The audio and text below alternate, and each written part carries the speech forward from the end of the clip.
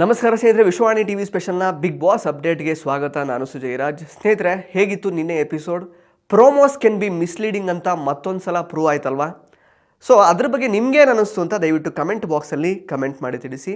ಹಾಗೆಯೇ ನಿನ್ನೆ ಎಪಿಸೋಡಲ್ಲಿ ಗಿಲ್ಲಿ ಕಾವ್ಯಾಗೆ ಫೇವರಿಸಮ್ ಮಾಡಿದ್ರು, ಅದು ಇದು ಅಂತ ಬಡ್ಕೋತಾ ಇದ್ದವ್ರಿಗೆ ಎಪಿಸೋಡ್ ನೋಡಿದ ಮೇಲೆ ಅರ್ಥ ಆಗಿರುತ್ತೆ ಅಂತ ನಾನು ಅಂದ್ಕೊಳ್ತೀನಿ.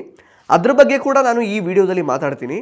ಆದರೆ ಅದಕ್ಕಿಂತ ಮೊದಲು ಈ ಸೀಸನ್ ಎಷ್ಟರ ಮಟ್ಟಿಗೆ ಒನ್ ಸೈಡೆಡ್ ಆಗಿ ಹೋಗಿದೆ ಅಂತಂದರೆ, ಕಾಮಿಡಿ ಮಾಡೋದು ಒಬ್ಬರೇ, ಜಗಳ ಮಾಡೋದು ಒಬ್ಬರೇ, ಕಂಟೆಂಟ್ ಕೊಡೋರು ಒಬ್ಬರೇ, ಟಾರ್ಗೆಟ್ ಆಗೋರು ಒಬ್ಬರೇ, ಬೇರೆ ಕಂಟೆಸ್ಟೆಂಟ್ಸ್ನ ತನ್ನ ಬಗ್ಗೆನೇ ಮಾತಾಡಿಕೊಳ್ಳೋ ಹಾಗೆ ಮಾಡೋದು ಒಬ್ಬರೇ, ಬೇರೆಯವರೆಲ್ಲರೂ ಅವರ ರೇಂಜ್ಗೆ ಆಟ ಆಡೋ ಹಾಗೆ ಚಾಲೆಂಜ್ ಮಾಡೋದು ಒಬ್ಬರೇ.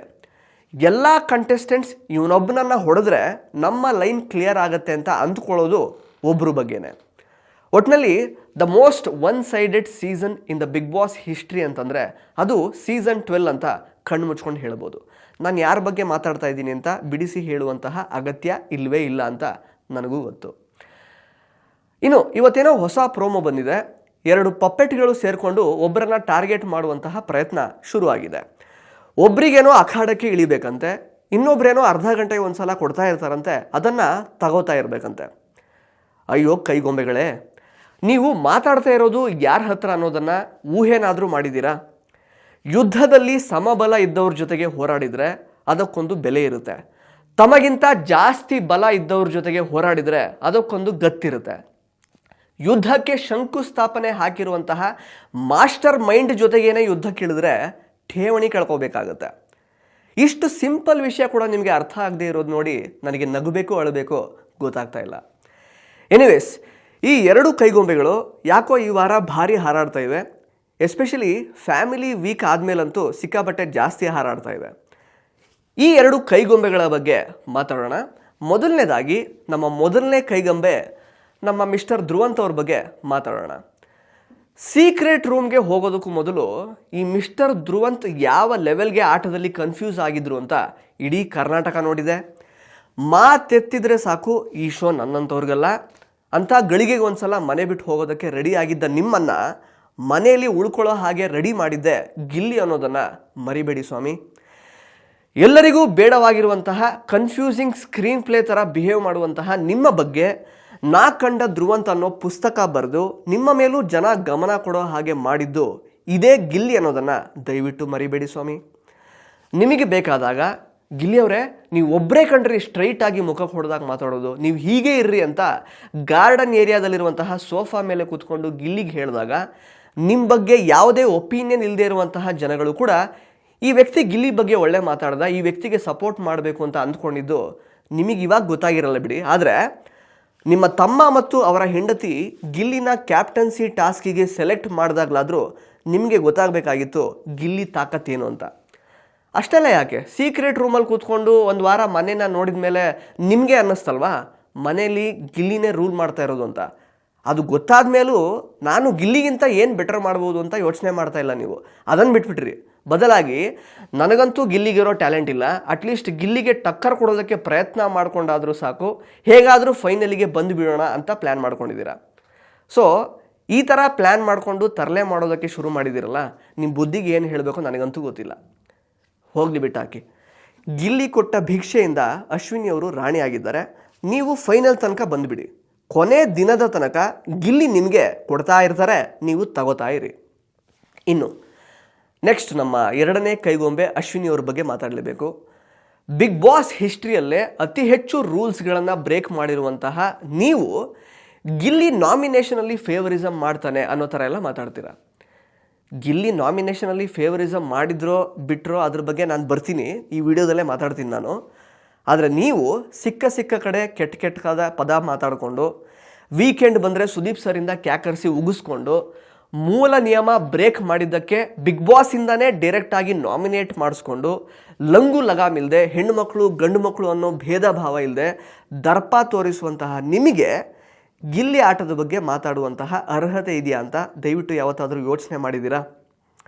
ಅಷ್ಟೆಲ್ಲ ಯಾಕೆ, ನಿಮ್ಮ ತಾಯಿನೇ ಗಿಲ್ಲಿನ ಆ ನಮೂನೆ ಮೆಚ್ಕೊಂಡು ಕೊಂಡಾಡಿದರು. ಒಳ್ಳೆ ಹುಡುಗ ಆತ, ಜಗಳ ಆಡಬೇಡ ಅಂತ ಹೇಳಿದ್ರು. ಆಗಲಾದರೂ ನಿಮಗೆ ಅರ್ಥ ಆಗಬೇಕಾಗಿತ್ತು.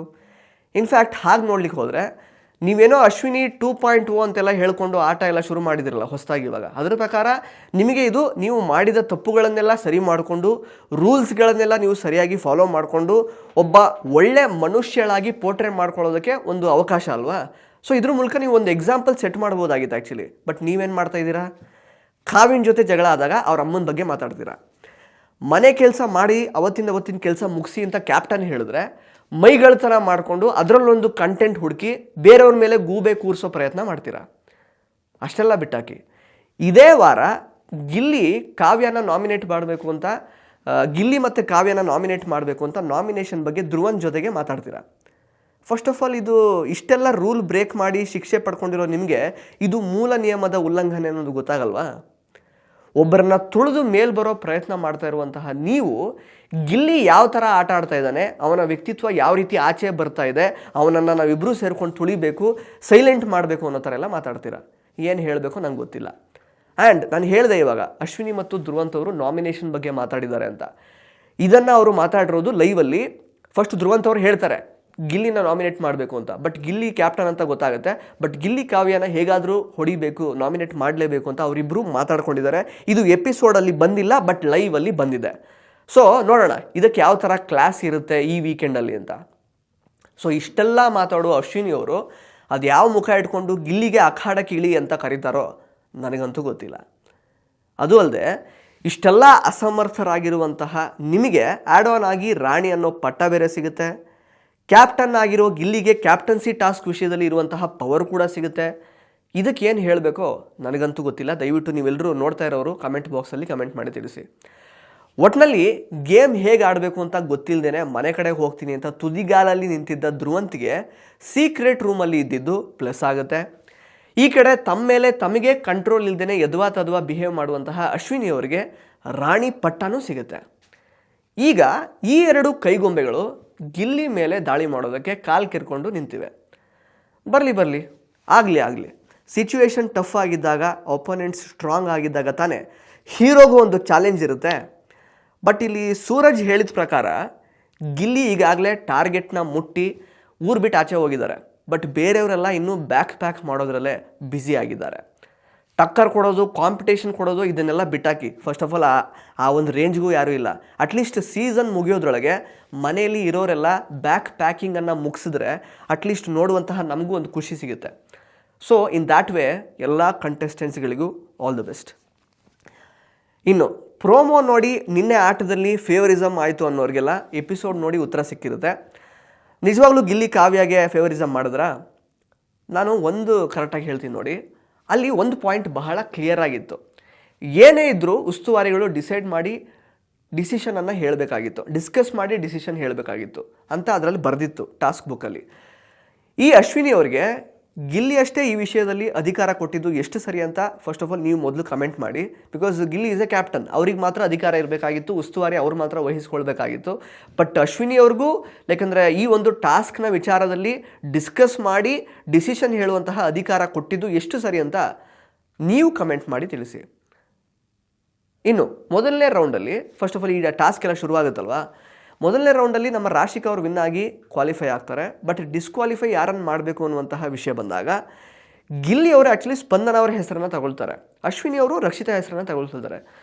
ಸೊ ಫೈನಲಿ ಅಲ್ಲೊಂದು ಡಿಸ್ಕಷನ್ ಆಗುತ್ತೆ. ಆ್ಯಕ್ಚುಲಿ ಡಿಸ್ಕಷನ್ ಆದಮೇಲೆ ಫೈನಲ್ ಡಿಸ್ಕಷನಲ್ಲಿ ನಾವಿಬ್ಬರೂ ಸೇರಿಕೊಂಡು ರಕ್ಷಿತಾ ಅವರನ್ನೇ ಡಿಸ್ಕ್ವಾಲಿಫೈ ಮಾಡ್ತಿದ್ದೀವಿ ಅಂತ ಗಿಲ್ಲಿಯವರು ಅನೌನ್ಸ್ ಮಾಡ್ತಾರೆ. That means to say that ಅಲ್ಲಿ ಡಿಸ್ಕಷನ್ ಆದಮೇಲೆ ಗಿಲ್ಲಿಯವರು ಕೂಡ ಇವರಿಂದ ಅಶ್ವಿನಿ ಅವರಿಂದ ಕನ್ವಿನ್ಸ್ ಆಗ್ತಾರೆ. ಕನ್ವಿನ್ಸ್ ಆಗಿಯೇ ಅವರು ರಕ್ಷಿತಾ ಅವರನ್ನು ಡಿಸ್ಕ್ವಾಲಿಫೈ ಮಾಡ್ತಿದ್ದೀನಿ ಅಂತ ತಮ್ಮ ಡಿಸಿಷನನ್ನು ಹೇಳ್ತಾರೆ. So it is very clear that ಅಲ್ಲಿ ಡಿಸ್ಕಷನ್ ಆಯಿತು, ಅಲ್ಲಿ ಒನ್ ಸೈಡೆಡ್ ಆಗಿರಲಿಲ್ಲ. ಬಟ್ ಎರಡನೇ ರೌಂಡಲ್ಲಿ ರಾಶಿಕಾ ಮತ್ತೊಂದು ಸಲ ವಿನ್ ಆಗ್ತಾರೆ. ಆದರೆ ಆ ರೌಂಡಲ್ಲಿ ಯಾರನ್ನು ಡಿಸ್ಕ್ವಾಲಿಫೈ ಮಾಡಬೇಕು ಅನ್ನುವಂತಹ ವಿಷಯ ಬಂದಾಗ ಅಶ್ವಿನಿ ಅವರು ಗಿಲ್ಲಿ ಜೊತೆಗೆ ಡಿಸ್ಕಷನ್ ಮಾಡೋದೇ ಇಲ್ಲ. ಅಲ್ಲೇ ಕಾಣ್ತಾ ಇದೆಯಲ್ಲ ಕಾವ್ಯ ಔಟ್ ಅನ್ನೋದಕ್ಕೆ ಶುರು ಮಾಡ್ತಾರೆ. ಅದಕ್ಕೆ ತಕ್ಕ ಹಾಗೆ ಕಂತೆಗೆ ತಕ್ಕ ಬೊಂತೆ ಅನ್ನೋ ಹಾಗೆ ನಮ್ಮ ಧ್ರುವಂತು ರಾಶಿಕೆ ಎಲ್ಲ ಸೇರಿಕೊಂಡು ಅದು ಇದು ಅಂತ ಹೇಳಕ್ಕೆ ಶುರು ಮಾಡ್ತಾರೆ. ಮಾಳು ಮಕ್ಕಳೇ ಹೇಳ್ತಾ ಇದ್ರು ಅದು ಇದು ಅಂತೆಲ್ಲ ಹೇಳಕ್ಕೆ ಶುರು ಮಾಡಿದಾಗ of course Gilli is a captain, ಗಿಲ್ಲಿಗೆ ಟ್ರಿಗರ್ ಆಗುತ್ತೆ. ಅದಕ್ಕೆ ಅವರು ಡಿಸಿಷನ್ ಕೊಡೋದಕ್ಕೆ ಲೇಟ್ ಮಾಡ್ತಾರೆ ಅಷ್ಟೇ, ಫೇವರಿಸಮ್ ಮಾಡಲ್ಲ. ಫಸ್ಟ್ ಆಫ್ ಆಲ್ ಇದಕ್ಕಿಂತ ಮೊದಲು ಕೂಡ ಗಿಲ್ಲಿ ಮತ್ತು ಅಶ್ವಿನಿ ಅವರು ಇದೇ ವಿಚಾರಕ್ಕೆ ಉಸ್ತುವಾರಿ ಇಬ್ಬರು ಒಟ್ಟಿಗೆ ಡಿಸೈಡ್ ಮಾಡಿ ಹೇಳಬೇಕು ಅನ್ನೋ ವಿಚಾರಕ್ಕೆ ಜಗಳ ಆಡ್ಕೊಂಡಿದ್ದು ನಿಮಗೆಲ್ಲ ನೆನಪಿದ್ದೇ ಇರುತ್ತೆ. ಅದನ್ನು ಜ್ಞಾಪಿಸ್ಕೊಳ್ಳಿ. ಆಗಲೂ ಕೂಡ ಗಿಲ್ಲಿ ತಮ್ಮ ಡಿಸಿಷನನ್ನು ಹೇಳಿರಲಿಲ್ಲ. ಅದು ಬಿಟ್ಟರೆ ಇಲ್ಲಿ ಯಾವ ಫೇಮರಿಸಮ್ ಕೂಡ ಇರಲಿಲ್ಲ, ಯಾವ ಬದನೆಕಾಯಿ ಕೂಡ ಇರಲಿಲ್ಲ. ಕೊನೆಗೂ ಕೂಡ ಅವರು ಡಿಸ್ಕಷನ್ ಎಲ್ಲ ಆದಮೇಲೆ ಅಲ್ಲಿ ಆಚೆ ಈಚೆ ಯೋಚನೆ ಮಾಡಿ ಸ್ಪಂದನ ಅವ್ರ ವಿಚಾರ, ಅವ್ರು ನೀರು ಫಸ್ಟೇ ತಂದರು, ಅಲ್ಲೇನೋ ಡಿಸ್ಕಷನ್ಸ್ ಆಗುತ್ತೆ. ಅದಾದಮೇಲೆ ಕಾವ್ಯ ಔಟ್ ಅಂತ ಗಿಲ್ಲಿ ಅನೌನ್ಸ್ ಮಾಡ್ತಾರೆ. ಇದನ್ನು ಬಿಟ್ಟರೆ ನಾಮಿನೇಷನ್ ವಿಚಾರದ ಬಗ್ಗೆ ಸಾಕಷ್ಟು ಇವಾಗ ಹರಿದಾಡ್ತಾ ಇದೆ ಹೊರಗಡೆ. ಅಲ್ಲೂ ಕೂಡ ಯಾಕಂದರೆ ಫೇವರಿಸಮ್ ಮಾಡಿದ್ರು ಗಿಲ್ಲಿ ಕಾವ್ಯಾಗೆ ಅಂತೆಲ್ಲ. ಆ ವಿಷಯಕ್ಕೆ ಬರೋಣ. 3 ಸಲ ಕಾವ್ಯ ಅವರು ನಾಮಿನೇಟ್ ಆದಾಗಲೂ ಕೂಡ ಸೂಕ್ತವಾದ ಕಾರಣಗಳು ಇತ್ತು ಅಂತ ನಿಮಗೆ ಅನಿಸುತ್ತಾ? 2 ಸಲ ರಕ್ಷಿತಾ ಅವರು ಕಾವ್ಯ ಅವರನ್ನು ನಾಮಿನೇಟ್ ಮಾಡ್ತಾರೆ. ಮೊದಲನೇ ಸಲ ಅವ್ರು ಕೊಟ್ಟಂತಹ ಕಾರಣ ಏನು ಅಂತಂದರೆ ಮನಸ್ಸಿಂದ ಕೆಲಸ ಮಾಡಲ್ಲ, ಬಿಗ್ ಬಾಸ್ ಮನೆ ಕೆಲಸನ ಅವರು ಮನಸ್ಸಿಂದ ಮಾಡ್ತಾ ಇಲ್ಲ ಅಂತೆಲ್ಲ ಹೇಳ್ತಾರೆ. ಮತ್ತೊಂದು ಸಲ ಫೈರ್ ಇರಲಿಲ್ಲ ಅಂತೆಲ್ಲ ಹೇಳ್ತಾರೆ. 2ನೇ ಸಲ ಅಟ್ಲೀಸ್ಟ್ ಅವರು ರಾಶಿಕಾ ಜೊತೆ ನಿಲ್ಲಿಸಿರ್ತಾರೆ ಕಾವ್ಯನ. ಅವಾಗಲಾದರೂ ಹೇಳ್ಬೋದಾಗಿತ್ತು, ರಾಶಿಕಾಗಿಂತ ಕಾವ್ಯ ಟಾಸ್ಕಲ್ಲಿ ವೀಕು ಅಥವಾ ಇಂತಿಂಥ ವಿಷಯಗಳಲ್ಲಿ week, what ever it is, ಸುಮಾರು ವಿಷಯ ಹೇಳ್ಬೋದಾಗಿತ್ತು. ಅಲ್ಲೂ ಕೂಡ ಸರಿಯಾಗಿ ಪಾಯಿಂಟ್ಸ್ ಹೇಳಲಿಲ್ಲ. ಅದು ರಕ್ಷಿತಾ ಅವ್ರ ತಪ್ಪು. ರಕ್ಷಿತಾ ಅವ್ರಿಗೆ ಪಾಯಿಂಟ್ಸ್ ಇದ್ದಿರಬಹುದು ಕಾವ್ಯ ಅವ್ರ ಬಗ್ಗೆ ಹೇಳೋದಕ್ಕೆ, ಬಟ್ ಸರಿಯಾಗಿ ಪಾಯಿಂಟ್ಸ್ನ ಅವ್ರು ಹೇಳಲಿಲ್ಲ. ಮತ್ತೇನಾದರೂ ಒಂದು ವಾದ ವಿವಾದ ಆಗುವಾಗ ಡಿಫೆಂಡ್ ಮಾಡ್ಕೊಳ್ಳೋದಕ್ಕೆ ರಕ್ಷಿತಾ ಅವ್ರಿಗೆ ಬರಲ್ಲ. ಇನ್ನು 3ನೇ ಸಲ ಧನುಷ್ ಅವರು ಧ್ರುವಂತ್ ವಿಕೆಟ್ ಬೀಳಿಸೋದಕ್ಕೆ ಅದ್ಯಾವುದೋ ಕಿತ್ತೋಗಿರೋ ಸ್ನಾನದ ರೀಸನ್ ಕೊಟ್ಟು ಕಾವ್ಯನ ನಾಮಿನೇಟ್ ಮಾಡಿದ್ರು. ಸೊ ಇದನ್ನೆಲ್ಲ ಗಿಲ್ಲಿಯವರು ಕನ್ಸಿಡರ್ ಮಾಡಿ ಕಾವ್ಯನ ನಾಮಿನೇಟ್ ಮಾಡಬೇಕಾಗಿತ್ತಾ? ಯೋಚನೆ ಮಾಡಿ. ಅಂದ್ ಇನ್ನೊಂದು, ಈಗ ನಾಮಿನೇಟ್ ಆದವರೆಲ್ಲ ಗಿಲ್ಲಿ ಮಾಡಿದ್ದು ಫೇರ್ ಅಲ್ಲ, ಅದು ಇದು ಅಂತೆಲ್ಲ ಮಾತಾಡ್ತಾ ಇದ್ರಲ್ವ. ನಿಮಗೆಲ್ಲ ಕಾವ್ಯ ಟಾರ್ಗೆಟ್ ತಾನೆ. ಸೊ ಫ್ಯಾಮಿಲಿ ವೀಕಲ್ಲಿ ಕಾವ್ಯ ಮನೆಯವರು ಮಾಡಿದ ತಪ್ಪನ್ನು ನೀವೆಲ್ಲರೂ ರೀಸನ್ ಆಗಿ ಕೊಡ್ಬೋದಾಗಿತ್ತಲ್ವ. ಆಗ ಗಿಲ್ಲಿಯವರು ಡೆಫಿನೆಟ್ಲಿ ಕಾವ್ಯ ಅವ್ರನ್ನ ನಾಮಿನೇಟ್ ಮಾಡ್ತಾಯಿದ್ರು. ಬಟ್ ಈ ಸೀಸನ್ನ ವಿಪರ್ಯಾಸ ಏನು ಗೊತ್ತಾ? ಗಿಲ್ಲಿಗೆ ಫ್ರೆಂಡ್ ಆಗಿರುವಂತಹ, ಗಿಲ್ಲಿ ಇಂಥವ್ರಿಗೆ ಫೇವರಿಸಮ್ ಮಾಡ್ತಾನೆ ಅನ್ನುವಂತಹ ಕಂಟೆಸ್ಟೆಂಟ್ನ ಹೊಡೆಯೋದಕ್ಕೆ ಅಥವಾ ನಾಮಿನೇಟ್ ಮಾಡೋದಕ್ಕೆ ರೀಸನ್ ಕೂಡ ಗಿಲ್ಲಿನೇ ಹೇಳ್ಕೊಡ್ಬೇಕು. ಇದಕ್ಕೆ ಅಲ್ವಾ ಈ ಸೀಸನ್ ಒನ್ ಸೈಡೆಡ್ ಅಂತ ಅನ್ಸೋದು. ಇನ್ಫ್ಯಾಕ್ಟ್ ಗಿಲ್ಲಿ ಕಾವ್ಯಾಗಿ ಹೇಳ್ತಾರೆ, ಈ ಒಂದು ರೀಸನ್ ಏನಾದರೂ ಯಾರಾದರೂ ಒಬ್ಬರು ಕೊಟ್ಟಿರ್ತಿದ್ರೆ ನಿನ್ನ ಬಗ್ಗೆ, ಡೆಫಿನೆಟ್ಲಿ ನಾನು ನಿನ್ನನ್ನು ನಾಮಿನೇಟ್ ಮಾಡ್ತಾ ಇದ್ದೆ ಅಂತ. ಸೊ ಇಲ್ಲೇ ಅನಿಸುತ್ತೆ ತಾನೆ Gilli is a master mind ಅಂತ. ಬೇರೆಯವರು ಗಿಲ್ಲಿಗಿಂತ ಲೈಕಂದರೆ ಬುದ್ಧಿವಂತರಲ್ಲ ಅಂತಂದರೆ ಅದು ಯಾರು ಮಿಸ್ಟೇಕು? ಗಿಲ್ಲಿದ. ಸೊ ಸರಿಯಾಗಿ ರೀಸನ್ ಕೊಡೋಕ್ಕಾಗಿಲ್ಲ, ಮತ್ತು ಗಿಲ್ಲಿ ಮೇಲೆ ಗೂಬೆ ಕೂರಿಸ್ಬಿಡೋದು ಫೇವರಿಸಮ್ ಮಾಡಿದ್ರು ಅಂತ. ಇನ್ನು ನನಗೆ ಆ್ಯಕ್ಚುಲಿ ಈ ಸಂದರ್ಭದಲ್ಲಿ ಸೂರಜ್ ಅವರ ಮಾತು ಜ್ಞಾಪಕ ಬರ್ತಾ ಇದೆ. ಅವರೊಂದು ಮಾತು ಹೇಳಿದ್ರು, ಗಿಲ್ಲಿ ಈಸ್ ಎ ಪ್ಲೇಯರ್ ಅಂತ. ನಮ್ಮ ಇಂಟರ್ವ್ಯೂಯಲ್ಲೇ ಹೇಳಿದ್ದಾರೆ. ಎಷ್ಟು ನಿಜ ಅಲ್ವಾ ಅದು? ಗಿಲ್ಲಿ ಆ್ಯಕ್ಚುಲಿ ಪಕ್ಕಾ ಪ್ಲೇಯರು. ಶತ್ರುಗಳ ವೀಕ್ ಪಾಯಿಂಟ್ನ ಬಿಟ್ಟಾಗಿ ಬಿಗ್ ಬಾಸ್ ಆಟ ಅಂತ ಬಂದಾಗ ತನ್ನ ಸ್ನೇಹಿತೆಯನ್ನು ಕೆಳಗಿಳಿಸುವಂತಹ ವೀಕ್ ಪಾಯಿಂಟ್ ಕೂಡ ಗಿಲ್ಲಿಗೆ ತುಂಬ ಚೆನ್ನಾಗಿ ಗೊತ್ತು. ಅಷ್ಟೇ ಯಾಕೆ, ಸ್ಪಂದನ ಕೂಡ ಗಿಲ್ಲಿಗೆ ಒಳ್ಳೆ ಫ್ರೆಂಡೇ ತಾನೆ.